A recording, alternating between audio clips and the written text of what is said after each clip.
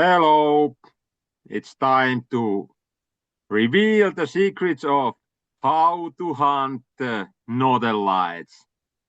So I'm Marko Vapaan and I have a background of hunting the auroras since 2015. So I established the first Airbnb in Sea Lapland and I started getting a lot of customers, especially from Asian countries who almost everyone wanted to see the auroras.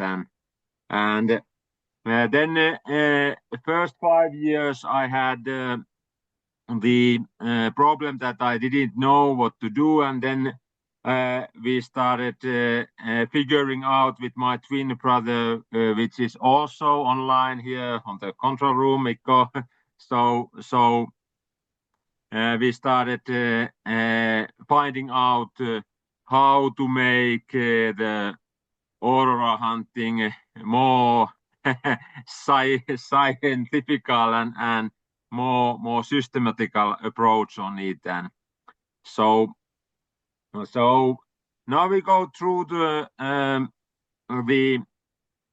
like education material about how we do the weather forecasting and what do we do at site. And our track record is quite strong. So last 5 seasons, over 90% of our customers have caught the auroras this decade, and I am also founded the Hunters Network. So we have in Finnish Lapland we have Aurora Hunters Network, which we can use during the hunts and chases to spot the best viewpoints and also educating each other how to do more efficiently and more safely the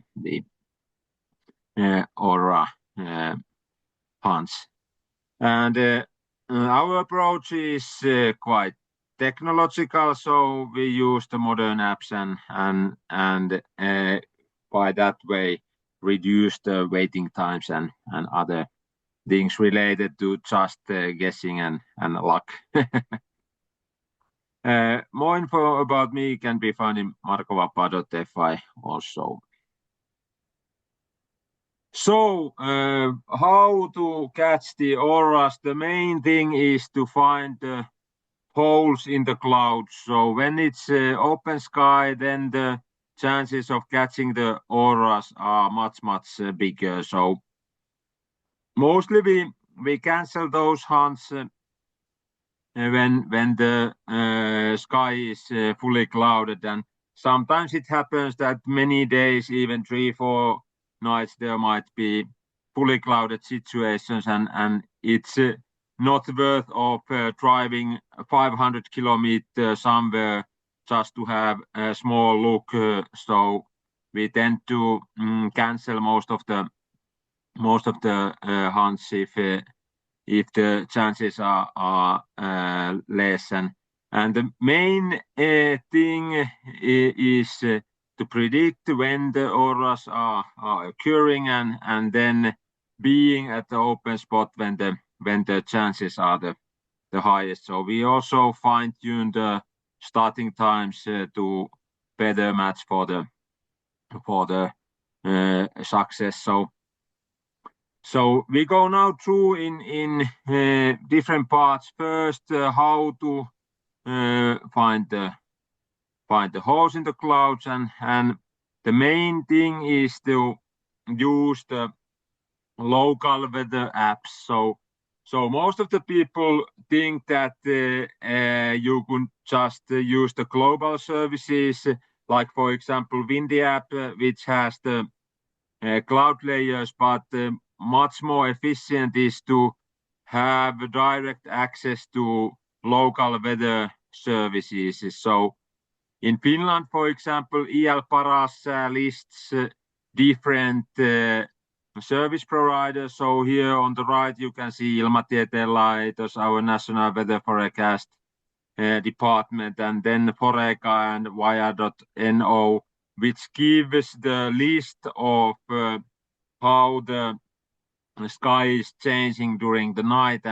And here you can see that the first two are giving a bit more clouded version compared to Wire.no. So if all the three local weather services are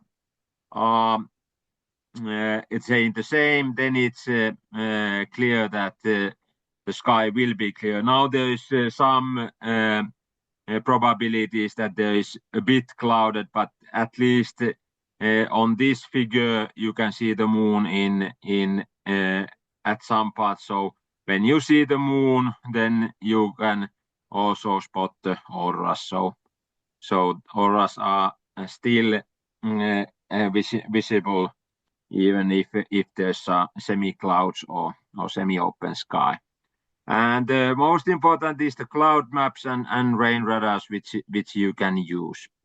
Also, Windy app, the premium version gives the cloud layers every 1 hour, so you can check the different cloud layers there and have then the better chances of validating also the local weather forecast stations predictions, or well, they are normally real online measurements. So the local weather stations are in that way reliable because they are validating the weather information on real time.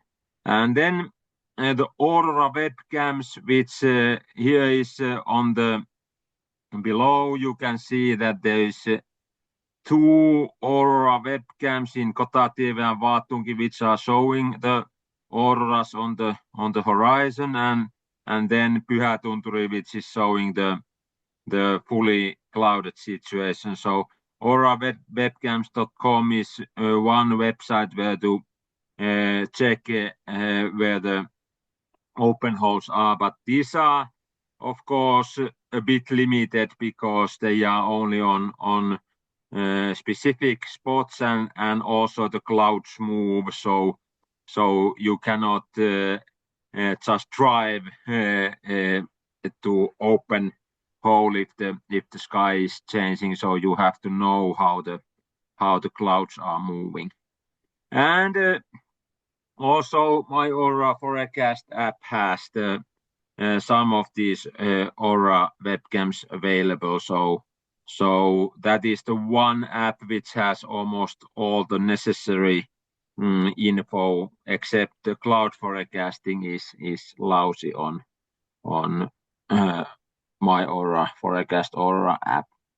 And then we have the Hunters Network, which almost every open night there's some hunters are out, so they can report when they see the auroras or when they find open sky. So that network is widely used in Finnish Lapland side, and also we have some hunters on the Sweden side of the border. So wide coverage, especially near the Sea Lapland and Kemi, Rovaniemi, Haaparanta area. So the idea of finding the holes is that, for example, if you go hunting at 7 o'clock, you can see at 9 or 10 o'clock what is the cloud situation beforehand. So we can drive there where it is probable to have a hole after 2 hours maybe. Yeah. And sometimes it's so that you have to go much earlier to be on the spot when the opening happens. So we tend to go earlier than later out if we know that the cloud situation is critical. We have the benefit in here in Kemi area that we get real user-based data from Salla, Ruka, Kirkenes area, and also Rovaniemi Ranua area, where the hunters have to first go out, and then in half an hour or 1 hour, the same formation, aura formation, is then visible on our side because the globe is turning slowly. So Yeah, and also in Kemi area, it's a good location because you can travel west on the Swedish side if there is more open areas there. And that's not possible, for example, in Oulu case. yeah, that's true, and we have fast highway towards Luleå, so we tend to use that also. More open uh, way also to the north without any traffic lights. Well, then when you start predicting the northern lights, the most important thing is to put the aurora alerts on. So when there is the aurora alert, then the app is saying that next 30 minutes you might see the auroras, and it's when the percentages here on the right, you can see the viewing probability when it's rising every 5 minutes, getting a couple of percentage more. So that means that when the escalation is on, you have high chances of seeing the auroras, and when the plateau is reached, then the chances get less. And it's because of the real user data which can be reported on the My Aura Forecast or Aura app, so that when people see, they report that they are seeing, and then the percentages start to rise. Also, Aura Notifier is one useful app. It gets the reports when people see the aura. So it's location based. When you see nearby you getting green dots on the Aura Notifier, then you just drive towards the spot and have high probability if the cloud situation just stays the same. And then Aurora Alert app, which is more Finnish Lapland fine-tuned service. So it gives also the alerts when the hotels or that kind of in Lapland register.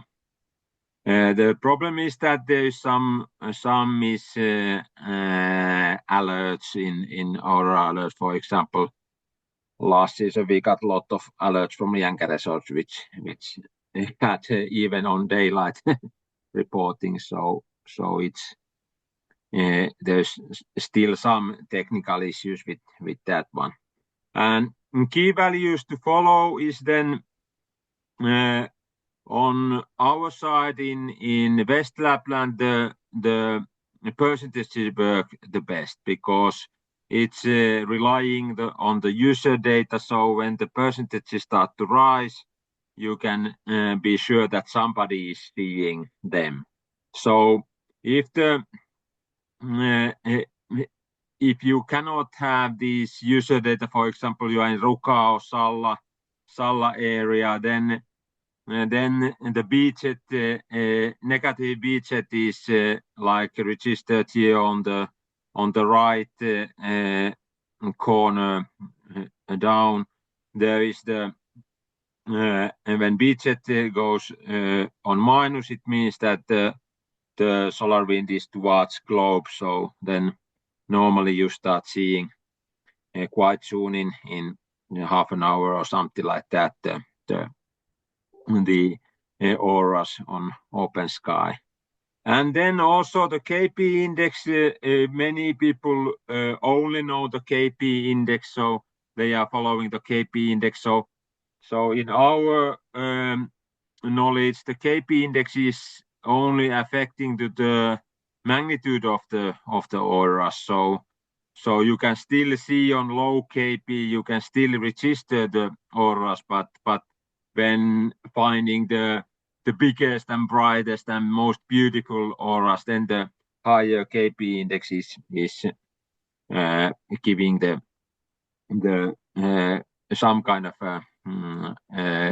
like estimation what could happen. Here is one week on KP index, so very rare to see 4 days in red, but sometimes it's so that when you have one day red, then the day before or day after you get also the high KP, so it's changing also slowly.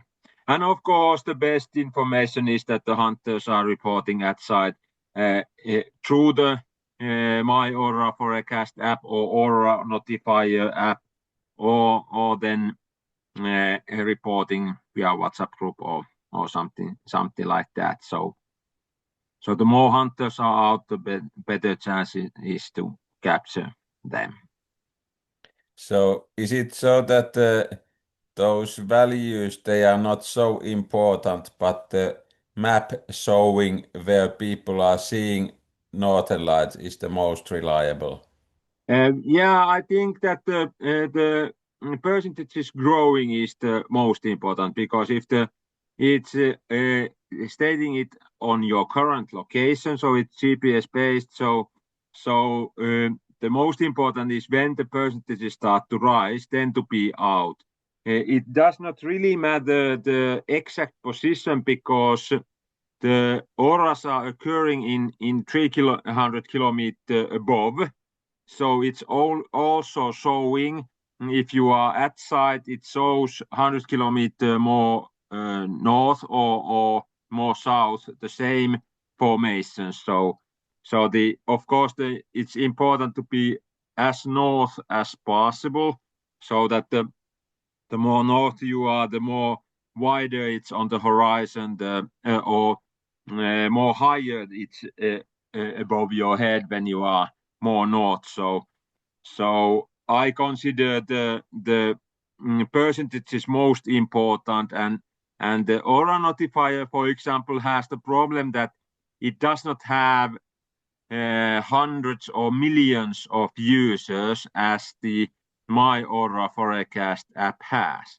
So the My Aura Forecast app is better because it's much older as a app, and it's free to use, and people are tending to use that as their first app.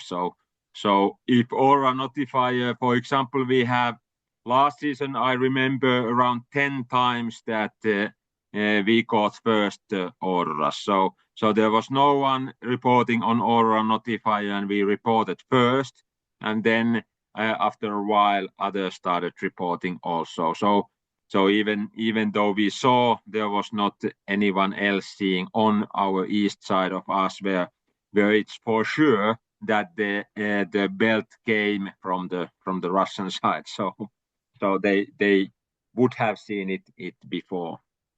So that's the problem of these like upgrading apps, which have only been on the market for a couple of years. So they don't yet have the hundreds of thousands users, or at least those who are at site on Lapland. Yeah, then the how you surveil at site. Many use the first parking lot that they find when driving with the car, or they have specific, let's say, for example, lake nearby the hotel. So they go there when the percentages start to rise, and it works quite well, so that when you have the open sky. But then when you start having the cloud issues, then you are quite limited to, if you are not using taxis or rental cars or other ways of getting out from the clouds.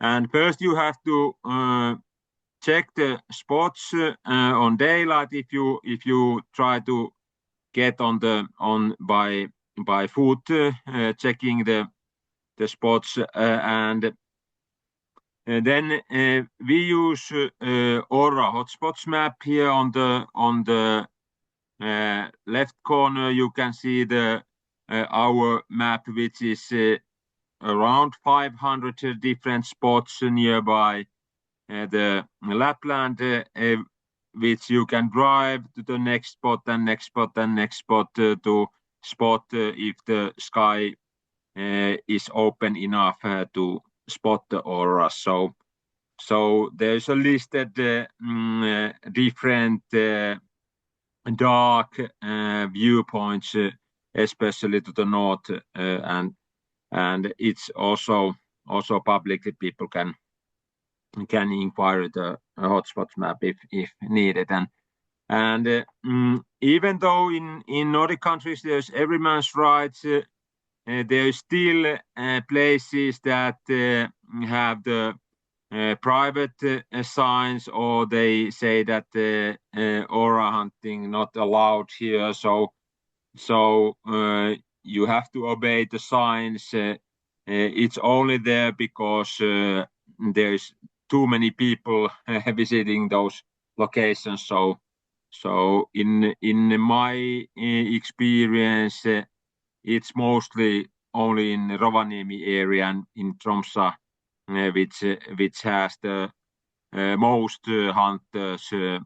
But on our approach is to use the public parking lots and bus stops and that kind of next to the bigger roads, and then also using the dark smaller roads, which of course they have some snow limitations, but here in Lapland we have a lot of very dark roads leading to north, so those are the most often used in there.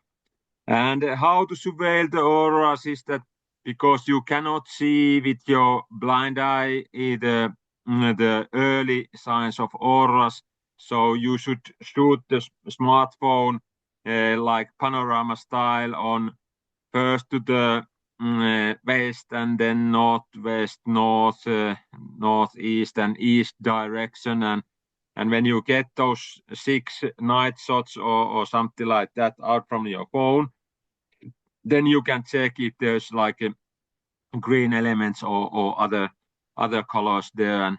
And even though you don't see, you see only dark sky, you should still do the panorama shootout in every 10 minutes to see if the green is evolving. And it's also a way of revealing the more rare colors when the auroras are on. So sometimes people only see the green or a bit yellow, but then with the smartphone you get also the, for example, red color, and they occur in different layers of the atmosphere. So normally the green is there and maybe purple, but also red and blue and other colors, yellow might be there. So and when you do the panorama shooting and when you see the first auras and they just grow and grow and grow, so make sure that you have a power bank, or if in a charger on the car, so that not losing the battery out when the best show is then on. The modern cameras have now the video option also. It's still making too dark normally the aura shots, so time lapse or hyperlapse is more used on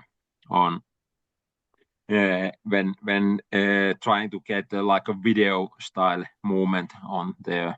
So we normally shoot only on dark night shot mode, so that getting the single shots out, and then maybe the time lapse also if people want to see the like a short video shows. But in most of the cases, the digital cameras are still better using the tripods and having the manual settings. But I have seen a lot of tourists coming to aurora hunting, and they don't see any auroras on the manual camera because the settings are not right. So I have also listed here the camera settings which are typical. So shutter closure time, the longer it is, the more light it gets in. So the more strong the auroras are, the less the closure time, and also whole works as same way, and so if you have a camera, you should adjust it to shoot the moon. So when you have the moon there or stars visible, just adjust to get the stars out, and then if the auroras occur, you normally get with the same settings also the auroras then out. And focus to infinity or at least far away to get the sharper forms of the auroras. And some also use the self timer to avoid the shaking of the camera, or you can have also the remote control on it. So just depending how the um, how your camera works. It seems to me that the color chart didn't describe yellow. Is yellow a mixture of two different colors? I don't know exactly. I have also speculated it. Why is it not there? Maybe it's uh, so close to green. So when you see the green in center of the green, you can see the yellow. So when you look closely, so it's like a yellow. The green is of course combination with yellow and blue, so it gives the green light, but it might be that the yellow is on the center of it, like on the photo. And then if you are still wondering how to nail them, you can always check our hunts and cases, and we also provide the remote aura guiding around the world, so we can guide to the nearest spots and inform when to go, and that's our unique service in that way. And also in Rovaniemi, Kemi-Tornio, Haaparanta, Oulu, Ylitornio, Kajaani, and Luleå, we have these services around, so you can order them from tuurilapland.com or just drop me a WhatsApp message, so we can then be in touch when the auras are needed. Any questions? I think this clarifies everything. Yeah, well, this is a just simple way of saying what we do. So thanks for watching and happy hunting.